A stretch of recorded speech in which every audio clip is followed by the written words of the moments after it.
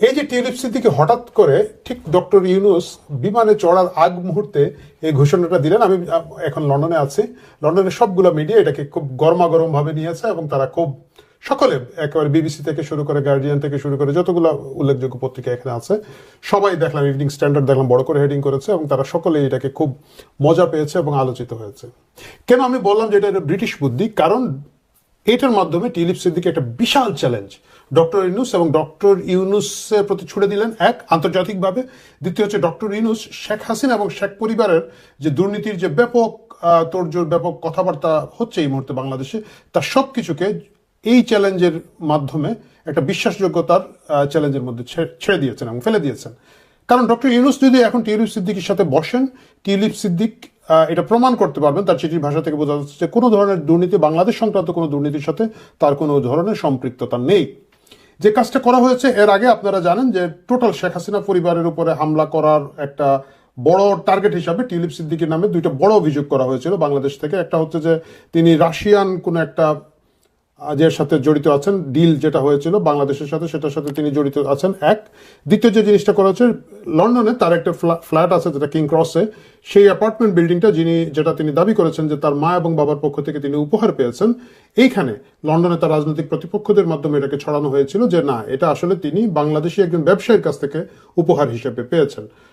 Tulip Siddique এইটার প্রতিক্রিয়াতে খুব boldly দিয়েছেন বলতে উনি স্বেচ্ছায় রেজিগনেশন দিয়েছেন মন্ত্রিত্ব থেকে। আপনারা জানেন যে পশ্চিমা দেশে আমাদের বাংলাদেশের মতো না, বাংলাদেশে কারো পদ কেটে ফেলা না পর্যন্ত পদত্যাগ করে না। এখানে কিন্তু ন্যূনতম কোনো অভিযোগ উঠলে, চারিত্রিক নৈতিক স্খলন, কোনো ধরনের আর্থিক অসঙ্গতির কথা উঠলে তারা প্রথমে রেজিগনেশন দিয়ে দেন। টিউলিপ সিদ্দিকী বোল্ডলি রেজিগনেশন দিয়েছেন এবং শুধু তাই না, তিনি স্বেচ্ছায় নিজে থেকে উদ্যোগী হয়ে সরকারের এখানকার যে দুদক আছে বা এখানকার যারা এই তদন্তগুলো করে থাকেন সেই কমিটিকে বলেছেন যে আপনারা এটা তদন্ত করে আপনারা বিচার করে দিন। সেই কমিটি 7-8 দিন ধরে এটাকে খুব ডিপলি তদন্ত করেছে। সেই তথাকথিত যে অ্যাপার্টমেন্ট বিল্ডিংটি আছে সেটার দলিল দস্তাবেজগুলো দেখেছে এবং সবগুলো দেখার পরে তারা টিউলিপ সিদ্দিকীর কথা বলেছে যে তার বিরুদ্ধে কোনো অভিযোগ পাওয়া যায় নাই, অভিযোগ প্রমাণিত হয় নাই। এটা বলা সত্ত্বেও টিউলিপ সিদ্দিক এখানে রেজিগনেশন দিয়েছেন এবং তিনি বলেছেন যে যদিও আমি নির্দোষ, কিন্তু এটা নিয়ে একটা এক্সট্রা কথাবার্তা হচ্ছে যেটা সরকারের জন্য অস্বস্তিকর। আমাদের যে মূল কাজ, মানে উনি যে লেবার গভর্নমেন্টের অংশ, আমাদের যে মূল কাজ জনগণের কল্যাণ করা, এটা থেকে মনোযোগ উল্টাপাল্টা দিকে সরে যাচ্ছে বলে আমি এখানে রেজিগনেশন দিলাম। এতটুকু পর্যন্ত ছিল, কিন্তু বাংলাদেশ সরকার সেটাকে সেই পর্যায়ে রাখে নাই। তারা তার বিরুদ্ধে আরো মামলা করেছেন এবং তার বিরুদ্ধে ঢাকা আদালত থেকে ওয়ারেন্ট জারি করা হয়েছে। যদিও সেই ওয়ারেন্ট আসলে একজন ব্রিটিশ এমপির বিরুদ্ধে করা কতটুকু যুক্তিসঙ্গত বা কতটুকু সম্ভব সেটা পরের বিষয়, কিন্তু সেটা করা হয়েছে। এবং মজার ব্যাপার হচ্ছে সেটা যে করা হয়েছে অফিসিয়ালি, কিন্তু এটা টিউলিপ সিদ্দিকীকে জানানো হয় না যে আপনার বিরুদ্ধে আদালতে সমন জারি আছে, আপনি বাংলাদেশে এসে উপস্থিত হন বা কিছুই করুন। এই জিনিসগুলো নিজে নিজে করা হচ্ছে। এগুলো আমাদের গ্রামাঞ্চলে হয়তো, আমাদের আপনারা যারা জানেন বিচার ব্যবস্থা, এটা আমাদের মফস্বলে হয়, আমি জানি না নিশ্চয়ই ঢাকায় হয়। যেটা হয় কি, কারো নামে একটা সমন জারি করলে সেই সমনটা আদালত থেকে গায়েব করে দেয়, মানে প্রতিপক্ষ গায়েব করে দেয়, টাকা পয়সা খাইয়ে পেশকারের অফিসের কোনো টিয়নের কাছ থেকে এটা সরিয়ে রাখে।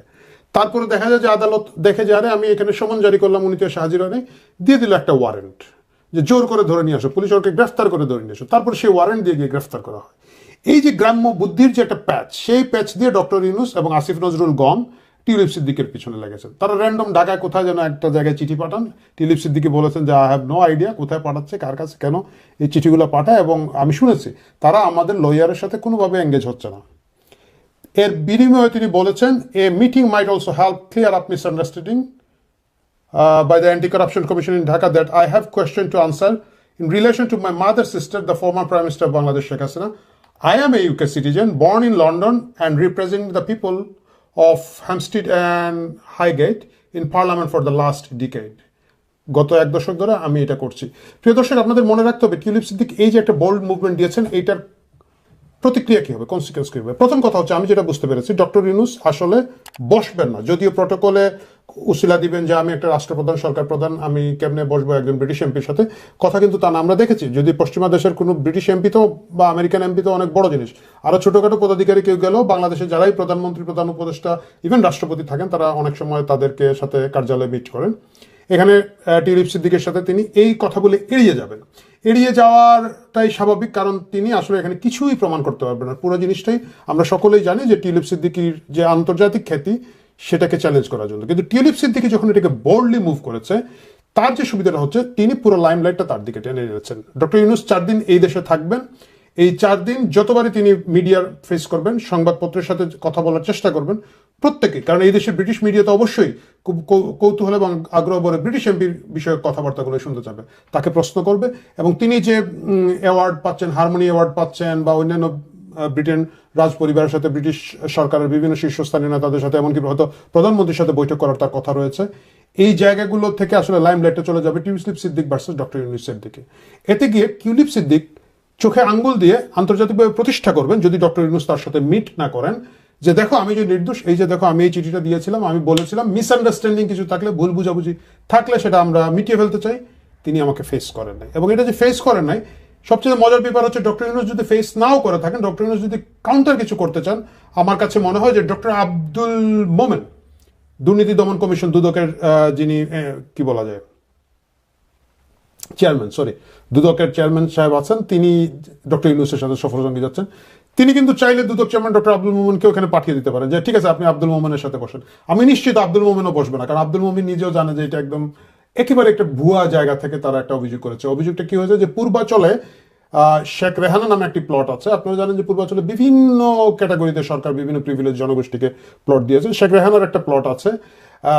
অভিযোগ করা হয়েছে, যেটা ইউকে মিডিয়াতে বলা হচ্ছে, যে টিউলিপ সিদ্দিক শেখ হাসিনাকে প্রভাবিত করেছেন তার বোন শেখ রেহানাকে প্লট দেওয়ার জন্য, যেটা আসলে আমরা সকলে জানি একটা হাস্যকর ব্যাপার। শেখ রেহানা যদি সেখানে প্লট পেয়ে থাকেন এবং সেটা যদি শেখ হাসিনাকে প্রভাবিত করে পেয়ে থাকেন, সেটা পাওয়ার জন্য আমার মনে হয় যে টিউলিপ সিদ্দিককে ধরতে হবে না, অন্তত শেখ রেহানার ধরতে হবে না। তো এই সব কিছু মিলিয়ে আন্তর্জাতিক লাইমলাইটটা টিউলিপ সিদ্দিক নিয়ে এসেছেন।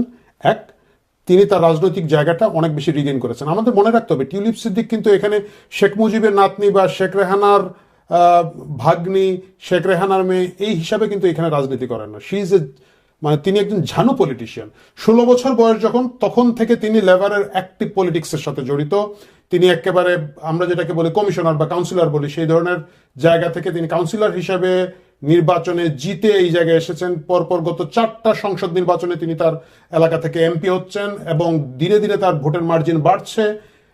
এবং তিনি কিন্তু এমনকি বিরোধী দলে থাকতে তিনি ছায়ামন্ত্রী ছিলেন। জেরেমি করভিনকে, যারা একেবারে খুব মুষ্টিমেয় লোকজন যারা সাপোর্ট দিয়েছিল লেবারের যে কয়েকজন এমপি, তিনি তাদের মধ্যে একজন হিসেবে স্পন্সর করেছিলেন। মানে লাইমলাইট নেওয়াটা, নেতৃত্ব নেওয়াটার একটা স্বাভাবিক আছে, শক্তি বা গুণ যেটাই বলি আমরা, তার আছে। সেটা মানে হঠাৎ করে দেখেন এতগুলো এমপির মধ্যে জেরেমি করভিনকে মনে হয় 26-27 জন এমপি একটা সাপোর্ট দিয়েছিলেন। সেই জায়গাটা কিন্তু তিনি লাইমলাইট নিয়েছেন। 4 বারের এমপি হয়ে যাওয়া, এবং যে জায়গায় হয়েছে না, এটা কিন্তু খুব বাঙালি অধ্যুষিত এলাকা বা খুব আমি আপনি ভাই বেরাদারের এলাকা তা কিন্তু নয়। সেখানের মধ্যে একটা বড় জনগোষ্ঠী, একটা খুবই মাল্টিডিসিপ্লিনারি ব্যাপার স্যাপার আছে, ডাইভার্স জনগোষ্ঠী আছে, ইহুদি জনগোষ্ঠীর একটা বড় সংখ্যক লোকজন এখানে বাস করেন। সবকিছুর মধ্য দিয়ে কিন্তু টিউলিপ সিদ্দিকী পরপর জিতে আসছেন। সুতরাং বোঝা যাচ্ছে, আমাদের আপনাদের কাছে হয়তো মনে হবে আরে শেখ রেহানার মেয়ে, এই জন্য তো বাংলাদেশে হলে তো মন্ত্রী হইতো বা মেয়র হইতো, যে দক্ষিণের মেয়রের মতো হইতো, সেটা না। কিন্তু শি ইজ এ পলিটিশিয়ান, এবং সে 16 বছর বয়স থেকে কিন্তু এই ঝানু পলিটিক্সের ভিতর দিয়ে ব্রিটেনের মতো জায়গায় বাংলাদেশে বংশোদ্ভূত একজন মন্ত্রী হিসেবে কিন্তু নিযুক্ত হয়েছিলেন।